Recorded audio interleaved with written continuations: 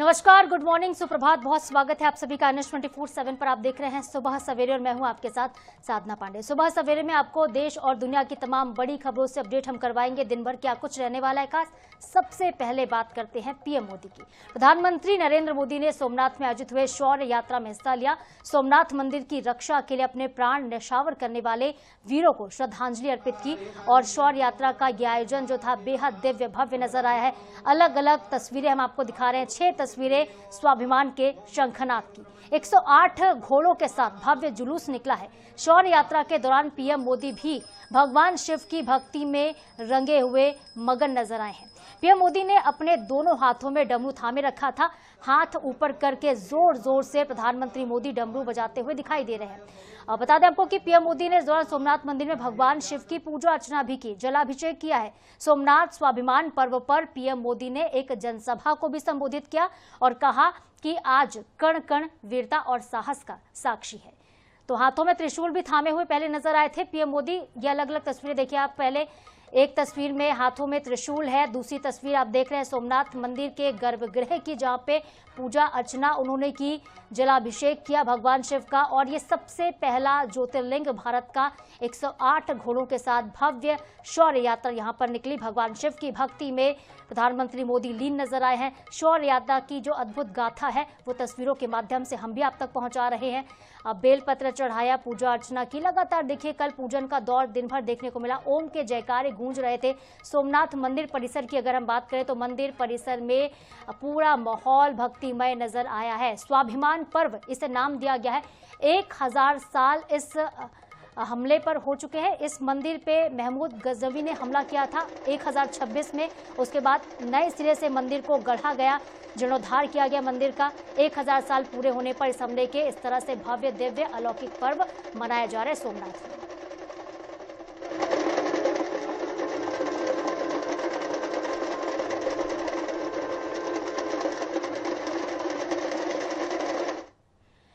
और चलिए बात करेंगे मध्य प्रदेश के मुख्यमंत्री की। मुख्यमंत्री डॉक्टर मोहन यादव ने रविवार को भोपाल में कृषक कल्याण वर्ष के तहत कोफ्ता बाईपास में स्थित आरटीओ कार्यालय से 1101 ट्रैक्टर को हरी झंडी दिखाई और रैली को रवाना किया। मुख्यमंत्री खुद ट्रैक्टर चलाकर इस रैली में शामिल हुए हैं। तस्वीरें भी आप देखिए। उनके साथ कृषि मंत्री ऐदल सिंह कंसाना, विधायक रामेश्वर शर्मा मौजूद थे। जम्बूरी मैदान में किसान सम्मेलन का आयोजन किया गया था और भारी मात्रा में किसान यहां पर एकजुट हुए हैं। जम्बूरी मैदान में हुए इस कार्यक्रम में मुख्यमंत्री ने ई विकास पोर्टल, एग्री स्टेक वितरण प्रणाली और खाद आपूर्ति पोर्टल का शुभारंभ भी किया। इस नई व्यवस्था से क्या फायदा होगा? फायदा क्या होगा आपको हम बताते हैं कि किसान पोर्टल और मोबाइल ऐप के माध्यम से आप खाद की बुकिंग घर बैठे कर सकते हैं। खास बात है कि डिलीवरी भी होम डिलीवरी होगी। घर बैठे ही खाद पहुंच जाएगी। खाद के लिए कतार नहीं लगानी पड़ेगी। उन्होंने किसान बलराम की जय के नारे भी लगवाए। मुख्यमंत्री ने कहा है कि दुनिया में प्रकृति के साथ जीवन जीने की परंपरा केवल और केवल भारत में है। किसान कल्याण वर्ष को प्रभावी बनाने के लिए सरकार ने केवल कृषि विभाग ही नहीं बल्कि इससे जुड़े हुए 16 मंत्रालय को एक साथ जोड़ दिया है ताकि गांव में किसानों की आय बढ़ सके। तो भव्य प्रदर्शनी का भी आयोजन किया गया था। समृद्धि की तरफ किसान आगे बढ़े, यही मध्य प्रदेश की सरकार की मंशा है। कृषक कल्याण वर्ष 2026 का ऐलान इस बार किया गया है। इस बार कृषि आधारित उद्योगों को ही सरकार बढ़ावा देने वाली है। जम्बूरी मैदान में मेगा किसान सम्मेलन हुआ जिसका हिस्सा बने डॉक्टर मोहन यादव और डॉक्टर मोहन यादव के साथ ही ऐदल सिंह कंसाना, प्रदेश के कृषि मंत्री रामेश्वर शर्मा विधायक मौजूद रहे। प्रदर्शनी का अवलोकन किया, किसानों के साथ संवाद भी किया और उसके बाद खुद ट्रैक्टर चलाकर रैली में शामिल हुए।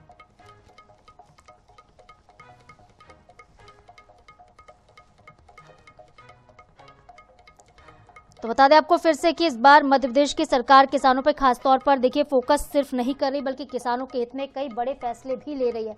जिस तरह से पोर्टल का लोकार्पण किया गया है, इस पोर्टल का शुभारंभ किया गया, ये पोर्टल कई मायनों में बेहद खास है। किसानों के लिए लाभकारी भी साबित होगा क्योंकि खाद के लिए बीते दिनों हमने देखा है मध्य प्रदेश में किसानों को लंबी लाइनें लगनी पड़ी है, बहुत परेशान होना पड़ा है। और कहा जा रहा है कि इस पोर्टल के माध्यम से खाद सिर्फ बुक नहीं होगी बल्कि खाद आपके घर तक भी पहुंचेगी।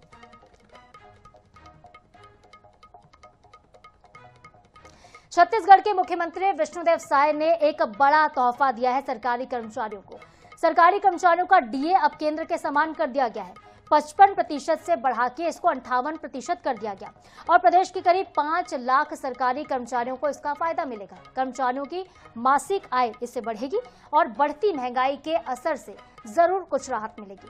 मुख्यमंत्री ने यह घोषणा छत्तीसगढ़ राज्य कर्मचारी संघ के 8वें राज्य सम्मेलन के दौरान की है और डीए बढ़ोतरी की घोषणा के बाद लंबे समय से जो कर्मचारी मांग कर रहे थे उनके चेहरे पर खुशी की लहर देखी गई है। मुख्यमंत्री विष्णुदेव साय ने कहा कि देश के कई राज्य अभी भी केंद्र के महंगाई भत्ते से काफी पीछे हैं, लेकिन छत्तीसगढ़ की सरकार ने केंद्र के बराबर डीए देने का फैसला किया। हमारी सरकार कर्मचारियों के हित के प्रति काफी सजग है और समय समय पर उनके हित में आवश्यक फैसले लिए जाएंगे।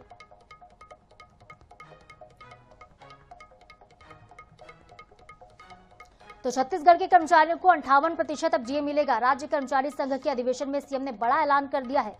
सीएम विष्णुदेव साय ने नए साल पर एक नया तोहफा दिया है। कर्मचारियों को 3% डीए बढ़ाने की घोषणा मुख्यमंत्री की तरफ से की गई है।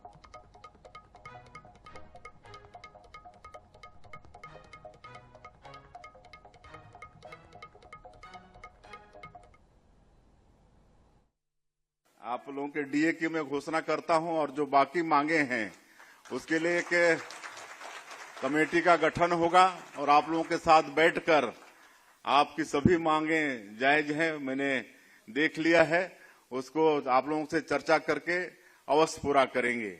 हाँ, वो 3% वो केंद्र के बराबर करेंगे, केंद्र के बराबर करेंगे।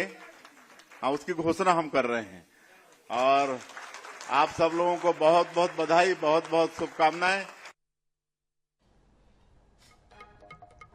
इधर दिल्ली के भारत मंडपम में हरिभूमि समाचार पत्र के संपादक समन्वय ब्रह्मवीर सिंह की पुस्तक प्रत्याघात का विमोचन हुआ है। प्रभात प्रकाशन के बैनर तले लिखी गई प्रत्याघात के विमोचन कार्यक्रम में हरिभूमि और आईएनएच न्यूज के प्रधान संपादक डॉक्टर हिमांशु द्विवेदी विशेष तौर पर शामिल हुए। कार्यक्रम में लेखिका चित्रा मृदुल, कवि सुनील जोगी और हिंदुस्तान समाचार के प्रबंध संपादक प्रताप सोमवंशी भी शामिल हुए। हरिभूमि और आईएनएच न्यूज के प्रधान संपादक डॉक्टर हिमांशु द्विवेदी ने साहित्यिक कार्यक्रम में भावनात्मक संबोधन दिया है। डॉक्टर हिमांशु द्विवेदी ने कहा है कि यह आयोजन उनके लिए केवल औपचारिक कार्यक्रम नहीं है, बल्कि छोटे भाई यानी कि ब्रह्मवीर सिंह की साहित्यिक यात्रा का उत्सव है। उन्होंने बताया कि ब्रह्मवीर की 2 पुस्तकों का लोकार्पण रायपुर में हो चुका है। पत्रकारिता में गंभीरता के साथ कार्य करते हुए साहित्यिक सृजन की उनकी निरंतरता ने यह विश्वास दिला दिया कि उन्हें साहित्यिक जगत से भी गंभीरता से लिया जाना चाहिए।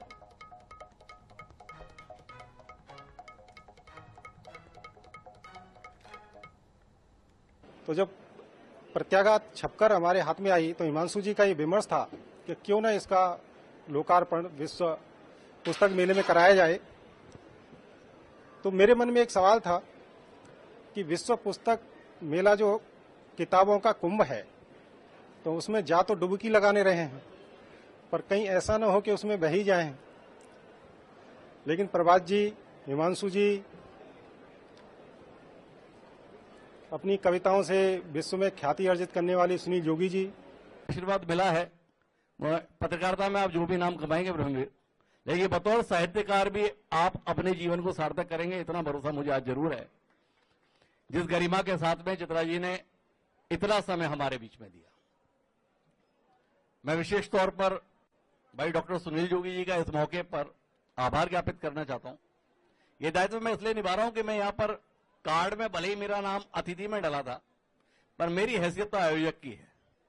यह हमारा पारिवारिक आयोजन है और ब्रह्मवीर मेरे छोटे भाई हैं, तो मेरी दायित्व आयोजक के रूप में है। भाई डॉक्टर सुनील जोगी जी बहुत व्यस्त आदमी तो हैं ही, पर डॉक्टर सुनील जोगी का मंच पर आना बड़ा महंगा होता है।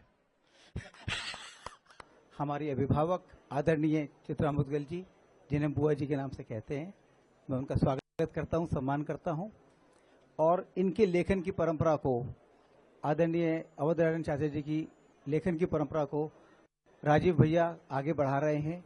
अनेक पुस्तकें राजीव भैया की भी प्रकाशित हुई हैं, मैं उनका भी स्वागत करता हूं। इधर छत्तीसगढ़ में कांग्रेस ने मनरेगा में हुए बदलावों के विरोध में जोरदार तरीके से प्रदर्शन कर दिया है। कोरबा, रायपुर, महासमुंद से लेकर धमतरी और अलग अलग जिलों की तस्वीरें पहले आप देखिए, जहां पे कांग्रेस नेता और कार्यकर्ता मनरेगा बचाओ संग्राम के तहत सामूहिक उपवास में शामिल हुए। नेता प्रतिपक्ष डॉक्टर चरणदास महंत और कोरबा सांसद ने भी इस अभियान में हिस्सा लिया। कांग्रेस का आरोप है कि केंद्र सरकार ने मनरेगा का नाम बदलकर वीबी जीरामजी कर दिया, गरीबों का रोजगार छीनने की कोशिश की है। महासमुंद में फवारा चौक पर लोग इकट्ठा हुए, धमतरी में गांधी मैदान पर उपवास हुआ है और जिले के प्रमुख नेता इसमें शामिल हुए, जबकि दुर्ग में हिंदी भवन के सामने एक दिवसीय सामूहिक उपवास किया गया। कांग्रेस कह रही है कि प्रदेश भर में ये आंदोलन आगामी 45 दिन तक यानी कि 26 फरवरी तक चलने वाला है। विभिन्न चरण इसके होंगे और बीजेपी सरकार के खिलाफ जनसंपर्क अभियान के तौर पर इसको कांग्रेस पार्टी चला रही है।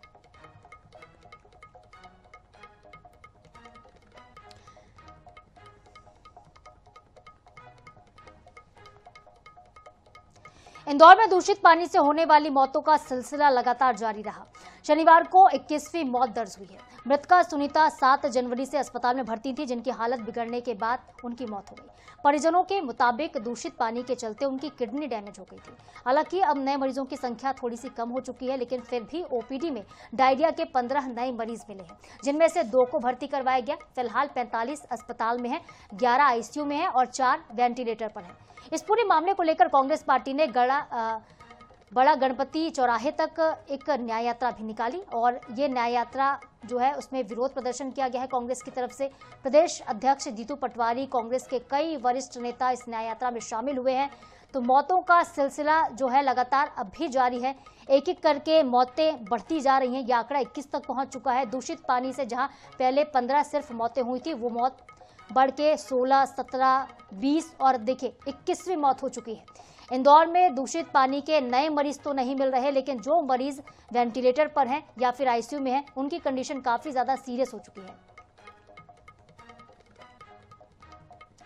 बालोद जिले में आयोजित हुए राष्ट्रीय रोवर रेंजर जम्बूरी का रोमांच देखने को मिल रहा है और तीसरे दिन की साहसिक गतिविधियों के बाद रात में जम्बूरी शहर का नजारा तेज रोशनी में और ज्यादा शानदार हो जाता है। इंटरनेशनल नाइट कार्यक्रम की श्रृंखला में जम्बूरी एरिना स्थल पर सुमधुर गीत संगीत की छटा बिखर रही है। इसी के तहत रविवार को देश भर से पहुंचे राज्यों के जो कलाकार हैं, उन्होंने सांस्कृतिक प्रस्तुतियां दी और लोगों का दिल जीत लिया। कई राज्य के लोग पहुंचे थे तो अलग अलग वेशभूषाएं थी, सुमधुर गीत थे, नृत्य थे, संगीत था और हर किसी को थिरकने पर इस सांस्कृतिक कार्यक्रम ने मजबूर कर दिया।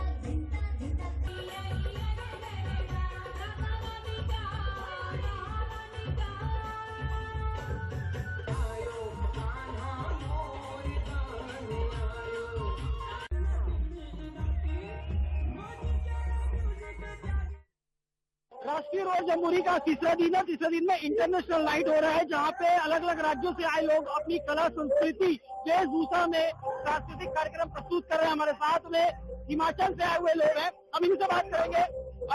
कैसा लग रहा है जम्बूरी में आकर के, अपना पूरा परिचय बताएंगे। सबसे पहले मेरा नाम काजल है और मैं हिमाचल प्रदेश के जिला सिरमौर से हूँ। वैसे तो मुझे अच्छा लगा, बहुत अच्छा है, लेकिन जो मतलब हमारे पहाड़ों में मजा है ना, वो कुछ और ही है। इसीलिए हम कहें कि आप जरूर आइए हिमाचल प्रदेश, आपका छत्तीसगढ़ भी बहुत अच्छा है। Thank you so much. आप कहाँ से आए हो और आपको यहाँ जम्मू में आके और खासकर छत्तीसगढ़ में आके कैसा लग रहा है? मेरा नाम रीवा है, हम हिमाचल से है, जिला सिरमौर से। और छत्तीसगढ़ वालों ने जो उनकी हॉस्पिटलिटी थी वो जबरदस्त थी। हमारा हिमाचल भी अच्छा है, पर छत्तीसगढ़ का जो मैनेजमेंट है बिल्कुल स्पीचलेस, वंडरफुल। और jamboree, this is my first jamboree, बहुत ही जबरदस्त एक्सपीरियंस रहा है और लोग भी बहुत अच्छे हैं, पोलाइट है और हम फन भी कर रहे हैं, सीख भी रहे हैं। बहुत अच्छा है, हर किसी को स्काउटिंग में आना चाहिए। मैं ये कहूँगी जय भारत, जय BSP।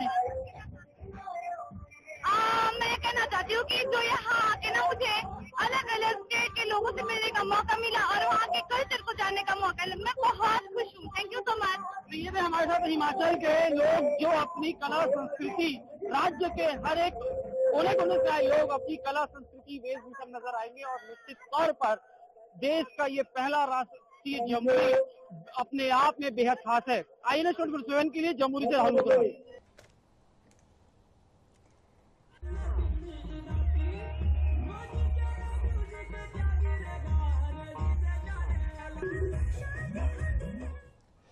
छत्तीसगढ़ के गरियाबंद जिले में ऑर्केस्ट्रा डांस के नाम पर खुलेआम अश्लीलता परोसने का एक मामला देखने को मिला। शर्मनाक बात यह कि 6 दिन तक चलने वाले कार्यक्रम के लिए बकायदा SDM स्तर पर परमिशन ली गई थी।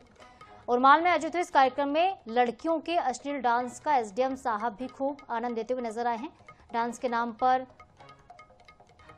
यहाँ पे अश्लीलता परोसी गई, लड़कियों पर पैसे लुटाए जा रहे थे। अश्लील आयोजन का वीडियो सोशल मीडिया पर काफी ज्यादा वायरल हो रहा है, जिसके बाद कलेक्टर ने SDM तुलसीदास मरकाम को कलेक्ट्रेट में अटैच कर दिया है। जांच के लिए आधिकारिक टीम बना दी गई है, जिसकी रिपोर्ट आने के बाद कार्रवाई होगी और कमिश्नर के पास ये रिपोर्ट भेजी जाएगी।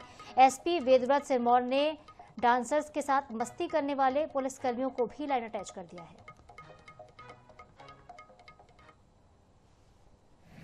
रात में हम लोग धान तस्कर पकड़ने के लिए दौरा में थे। जैसे पता चला कि अश्लील डांस हो रहा है, सूचना मिलने पर हम लोग तत्काल वहां पे मौके में गए और उस कार्यक्रम को रोकवा दिए।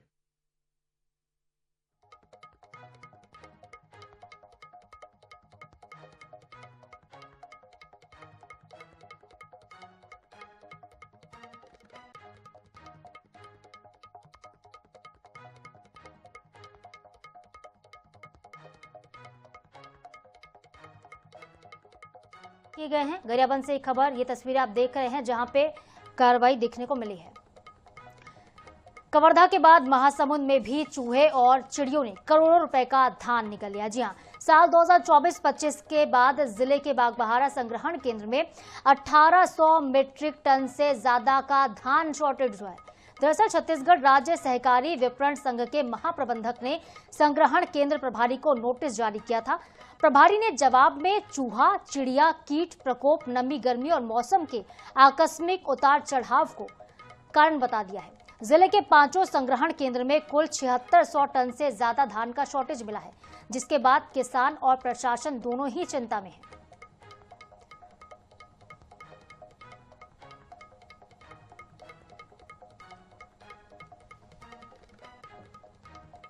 छत्तीसगढ़ का धमतरी जिला शराब की बिक्री के मामले में टॉप गियर में है, पूरी रफ्तार के साथ दौड़ रहा है। एक साल में धमतरी के मदिरा प्रेमी पूरे 500 करोड़ की शराब पी जाते हैं। जिले में शराब के मुकाबले अनाज, फूड और ऑयल और पानी की बिक्री अगर देखी जाए तो ये आंकड़े काफी हैरान करने वाले हैं। एक रिपोर्ट देखिए। इस 1.5 बूंद में ही मेरा सारा जीवन बीत गया। मैं मधुशाला के अंदर या मेरे अंदर मधुशाला। हरिवंश रॉय बच्चन की मधुशाला की ये पंक्तियां धमतरी पर सटीक बैठती हैं। वो इसलिए क्योंकि धमतरी के लोग साल भर में 500 करोड़ की शराब गटक जाते हैं। इस लिहाज से एक दिन में 1 करोड़ 30 लाख रुपए की शराब पूरे जिले में खप जाती है। इस बार 41 करोड़ का सेल हुआ है और पूरे एक साल में टोटल इस यहाँ पे शायद 496 करोड़ का सेल होता है। अब यहाँ ये जानना दिलचस्प है कि धमतरी के लोग अपने जीवन यापन के लिए जरूरी चीजों पर कितना खर्च करते हैं, क्योंकि शराब सभी नहीं पीते, लेकिन अनाज, खाद्य तेल और पानी जैसी चीजें तो सर्वहारा वर्ग के लिए जरूरी है। हमने बाजार के बड़े व्यापारियों से कुछ जानकारी हासिल की तो पता चला कि धमतरी जिले में रोजाना 15 लाख का अनाज बिकता है, जिसमें चावल, दाल, गेहूं के अलावा दूसरे अनाज भी शामिल हैं। वहीं सभी तरह के खाद्य तेल की बिक्री भी रोजाना करीब 15 लाख रुपए की है। इसके अलावा पैक्ड ड्रिंकिंग वाटर की खपत 1 लाख रुपए है रोजाना। तो शराब के मुकाबले ये बेहद कम है। अनाज, तेल और पानी की बिक्री की रकम को जोड़ने पर ये 31 लाख रुपए रोजाना बनती है, जबकि धमतरी के लोग हर दिन 1 करोड़ 30 लाख की शराब पी लेते हैं। मतलब साफ है, रोटी, कपड़ा और मकान पर दारू कई गुना भारी है, या यूं कहा जाए कि 1.25 करोड़ रुपए हर दिन नशे में बर्बाद हो रहा है। अनाज का भैया धमतरी जिले में ऐसा है कि दाल, चावल गेहूं, अनाज, सिर्फ अनाज की मैं आपको लगभग सेल बता रहा हूँ 15 से 20 लाख रुपए का एवरेज है पर डे की। और तेल अलग है, तेल का क्या है भैया, देखिए तेल की खपत थोड़ी ज्यादा रहती है, तो सिर्फ तेल की खपत देख लेंगे तो 10 से 15 लाख एवरेज वो भी पर डे की वो भी खपत है सिर्फ धमतरी जिले की।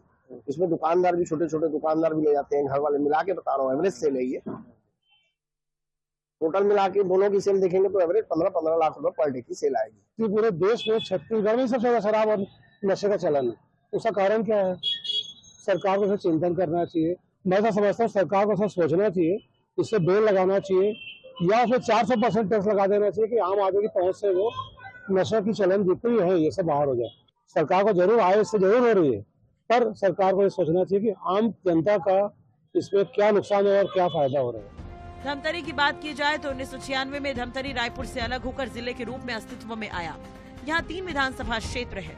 2011 की जनगणना के मुताबिक यहाँ की आबादी करीब 8 लाख है। पूरे जिले में कुल 27 शराब की दुकानें हैं। धमतरी में वित्तीय वर्ष अप्रैल से मार्च के 12 माह में करीब 500 करोड़ रुपए की शराब खप जाती है। जिले के क्षेत्रफल और जनसंख्या के अनुपात में ये रकम बेहद ज्यादा है, जबकि कलेक्टर का कहना है कि इस साल शराब की बिक्री पिछले साल की तुलना में घटी है।